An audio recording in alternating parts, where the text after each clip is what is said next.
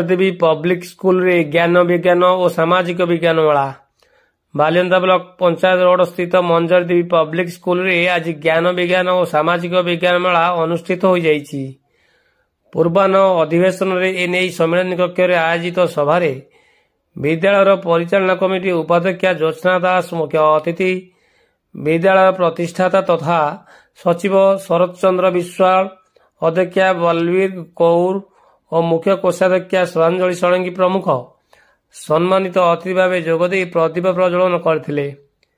विद्यालय छात्र छात्री मध्य विज्ञान सम्मत ज्ञान और सामाजिक भावनार अभिवृद्धि नहीं उपरोक्त मेला और उत्सवर आयोजन कर अतिथिवृंद वक्तव्य कहिथिले।